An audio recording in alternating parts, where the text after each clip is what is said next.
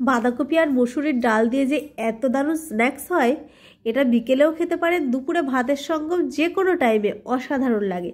তো চলুন চটপট করে দেখে নিই। নমস্কার, কেমন আছেন সবাই? আর এর মধ্যবিত্ত গৃহবধূ চ্যানেলে সকলকে স্বাগত জানাই। তো মসুরির ডাল আর বাঁধাকপির আজকের এই রেসিপিটা অসাধারণ, কিন্তু আপনারা একবার বানালে বারবার কিন্তু বানাতেই হবে। তো চলুন প্রথমে ডালগুলোকে আমি পেস্ট করে নিই। তো প্রথমে আমি ডালের শুকনো গুঁড়ো করব, তারপরে এটাকে একটু জল দিয়ে মেশাবো। তো প্রথমে আমি শুকনো গুঁড়ো করে নেব। তো বন্ধুরা, মসুর ডাল আমি গুঁড়ো করে নিয়েছি। এবার খানিকটা ধনেপাতা আর কাঁচা লঙ্কা দিয়ে এটাকে এবার একটু জল দিয়ে পেস্ট বানিয়ে নেব। তো বন্ধুরা, মসুর ডাল, ধনেপাতা আর কাঁচা লঙ্কা আমি পেস্ট করে নিয়েছি। আর এই যে বাঁধাকপিগুলো কিন্তু আমি এরকম করেই কেটে নিয়েছি, এরকম চৌকো করে। এই যে দেখতেই পাচ্ছেন, এরকম চৌকো চৌকো বক্স বক্স করে কেটেছি। যেটা যেরকম শেপ হয় সেটা সেরকমই দিয়েছি। এটাকে আর চৌকো করে নিয়ে যে মাঝ বরাবর যেটা ছিল এরকমই রেখেছি। তো চলুন এবার শুরু করে দিই। এবার দিয়ে দেব হলুদ আর স্বাদ মতো লবণ।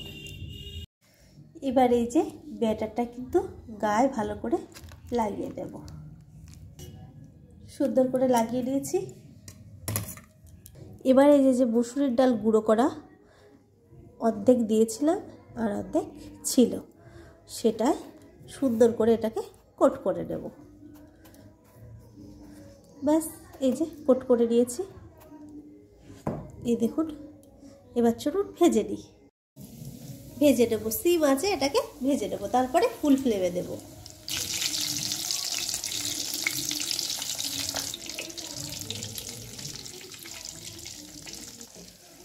এবার একটু ফ্লেমটা জোরে দেব। সবগুলো দেওয়া হয়ে গেছে, ফ্লেমটা জোরে দিয়ে ওপর থেকে একটু তেলগুলো দিয়ে দেব, যাতে এগুলো আর একটা থেকে একটা না ছুটে যায়। এবার জোরে দিয়ে ভেজে দেব।